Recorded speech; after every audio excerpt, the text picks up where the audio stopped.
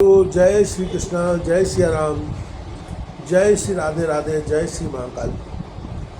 इस वीडियो में आपको श्रवण कराएंगे भक्ति योग की महिमा तथा ध्यान विधि का वर्णन। उद्धव जी ने पूछा, श्री कृष्ण ब्रह्मवादी महात्मा आत्मकल्याण के अनेकों साधन बतलाते हैं, उनमें अपनी अपनी दृष्टि के अनुसार सभी श्रेष्ठ हैं अथवा किसी एक की प्रधानता है।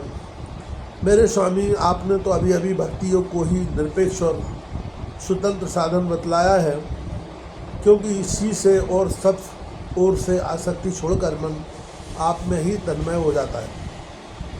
भगवान श्री कृष्ण का प्रिय उद्धव, यह वेदवादी समय के फेर से प्रलय के अवसर पर लुप्त हो गई थी। फिर जब सृष्टि का समय आया तब मैंने अपने संकल्प से ही इसे ब्रह्मा को उपदेश किया। इसमें मेरे भागवत धर्म का ही वर्णन है। ब्रह्मा ने अपने ज्येष्ठ पुत्र स्वयंभु मनु को उपदेश किया और उनसे भृगु, अंगिरा, मरीच, पुलह, अत्रि, पुलस्त और क्रतु इन 7 प्रजापति महर्षियों ने ग्रहण किया। तदनंतर इन ब्रह्मर्षियों की संतान देवता, दानव, गुहक, मनुष्य, सिद्ध, गंधर्व, विद्याधर, चारण, किन्देव, किन्नर, नाग, राक्षस और किमपुरुष आदि ने इसे अपने पूर्वज इन्हीं ब्रह्मर्षियों से प्राप्त किया।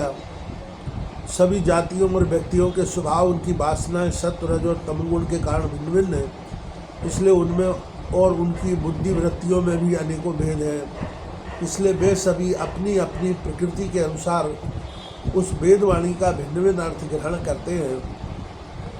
वह वाणी ही ऐसी अलौकिक है कि उससे विभिन्न अर्थ निकलना स्वाभाविक ही है।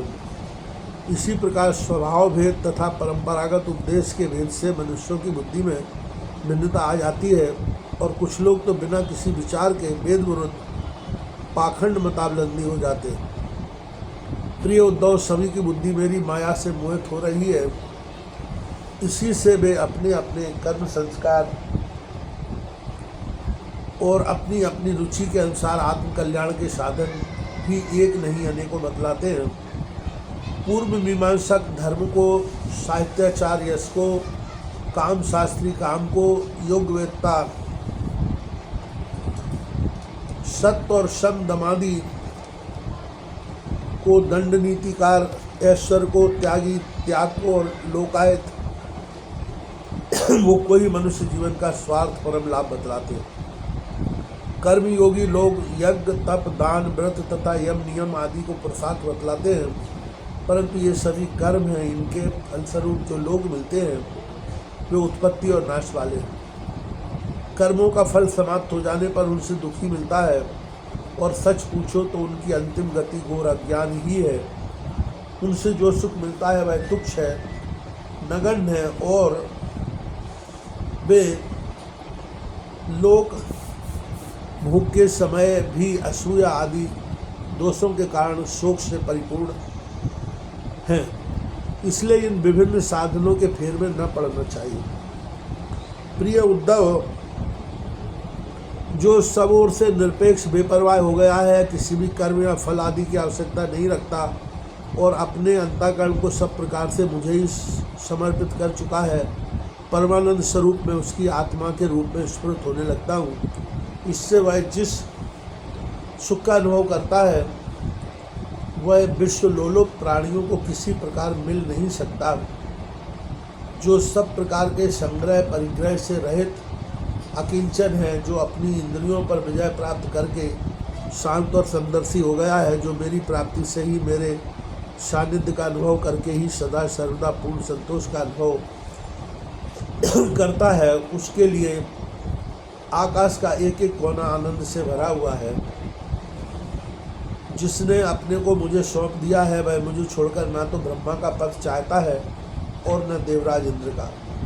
उसके मन में ना तो सार्वभौम सम्राट बनने की इच्छा होती है और न वह स्वर्ग से ही श्रेष्ठ रसातल का ही स्वामी होना चाहता है।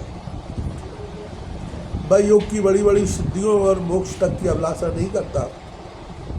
उद्धव, मुझे तुम्हारे जैसे प्रेमी भक्त जितने प्रियतम हैं उतने प्रिय मेरे पुत्र ब्रह्मा, आत्मा, शंकर, सगे भाई बलराम जी, स्वयं अर्धांगिनी लक्ष्मी जी और मेरा अपना आत्मा भी नहीं है, जिसे किसी की अपेक्षा नहीं, जो जगत के चिंतन से संता उपरत होकर मेरे ही मनन चिंतन में तल्लीन रहता है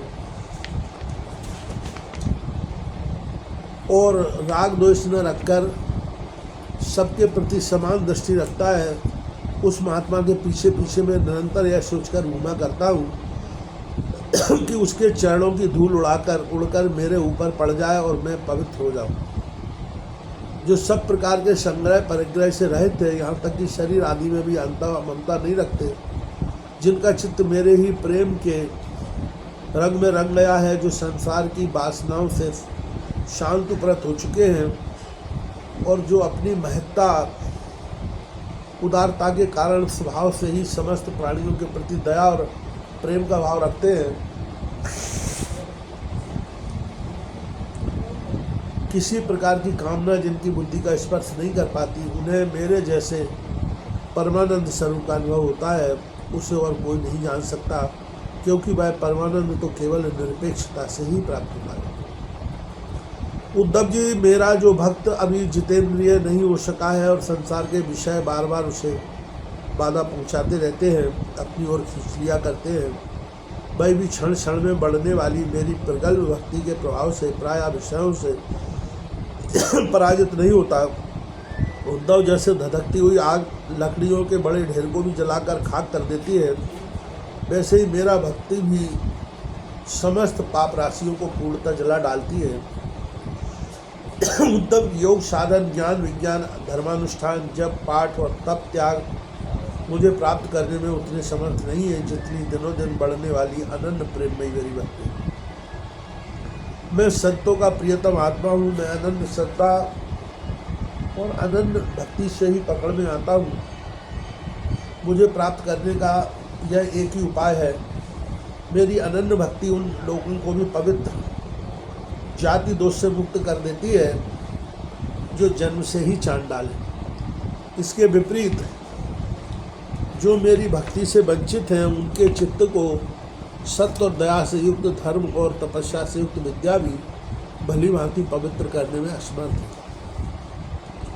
जब तक सारा शरीर पुलकित नहीं हो जाता, चित्त पिघलकर गदगद नहीं हो जाता, आनंद के आंसू आंखों से झलकने नहीं लगते तथा अंतरंग व बहिरंग भक्ति की बाढ़ में चित्त डूबने उतराने नहीं लगता, तब तक उसके शुद्ध होने की कोई संभावना नहीं है। जिसकी वाणी प्रेम से गदगद हो रही है, चित्त पिघलकर एक ओर बहता रहता है, एक क्षण के लिए भी रोने का तांता नहीं टूटता।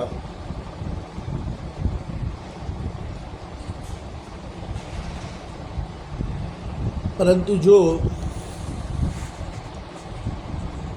कभी कभी खिलखिलाकर हंसने भी लगता है, वही लाज छोड़कर ऊंचे स्वर से गाने लगता है तो कहीं नाचने लगता है। भैया उद्धव, मेरा वह भक्त न केवल अपने को बल्कि सारे संसार को पवित्र कर देता है। जैसे आग में तपाने पर सोना मैल छोड़ देता है, निखर जाता है और अपने असली शुद्ध रूप में स्थित हो जाता है, वैसे ही मेरे भक्ति योग के द्वारा आत्मा कर्म वासनाओं से मुक्त होकर मुझको ही प्राप्त हो जाता है, क्योंकि मैं ही उसका वास्तविक स्वरूप हूँ। उद्धव जी, मेरी परम पावन लीला कथा के श्रवण कीर्तन से ज्यों ज्यों चित्त का मैल धुलता जाता है, त्यों तो उससे सूक्ष्म वस्तु के वास्तविक तत्व के दर्शन होने लगते हैं। जैसे अंजन के द्वारा नेत्रों का दोष मिटने पर उनमें सूक्ष्म वस्तुओं को देखने की शक्ति आने लगती है। जो पुरुष निरंतर विषय चिंतन किया करता है, उसका चित्त विषयों में फंस जाता है, और जो मेरा स्मरण करता है, उसका चित्त मुझ में तल्लीन हो जाता है। इसलिए तुम दूसरे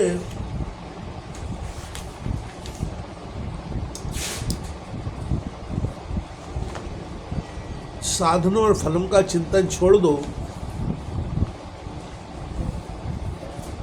अरे भाई,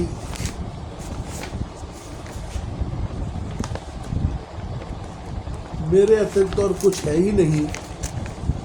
जो कुछ जान पड़ता है वह ठीक वैसा ही है जैसे स्वप्न अथवा मनोरथ का राज।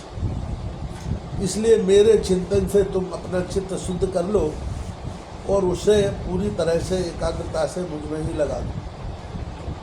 संयमी पुरुष स्त्रियों और उनके प्रेमियों का संग दूर से ही छोड़कर पवित्र एकांत स्थान में बैठकर बड़ी सावधानी से मेरा ही चिंतन करें।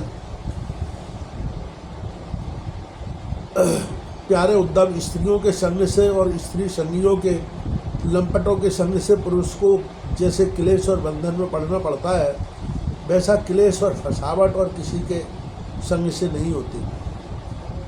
उद्धव जी ने पूछा, कमल नयन श्याम सुंदर, आप कृपा करके यह बतलाइए कि मुमुक्षु पुरुष आपका किस रूप से, किस प्रकार और किस भाव से ध्यान करें। भगवान श्री कृष्ण ने कहा, प्रिय उद्धव, जो ना तो बहुत ऊंचा हो और ना बहुत नीचा ही, ऐसे आसन पर शरीर को सीधा रखकर आराम से बैठ जाए, हाथों को अपनी गोद में रख लें और दृष्टि अपनी नासिका के अग्रभाग पर जमावे।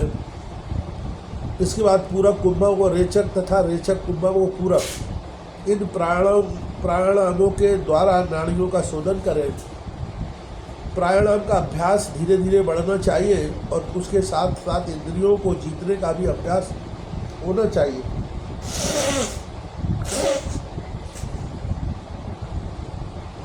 हृदय में कमल नालगत पहले सूत के समान ओमकार का चिंतन करें।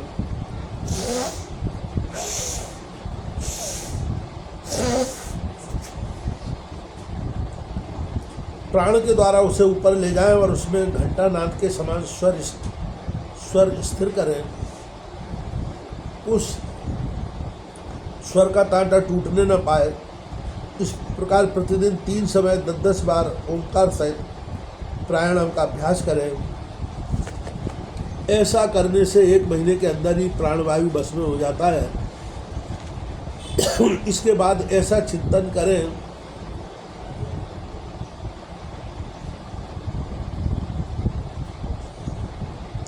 कि हृदय एक कमल है, वह शरीर के भीतर इस प्रकार स्थित है मानो उसकी डंडी जो उसके ऊपर की ओर है और मुंह नीचे की ओर।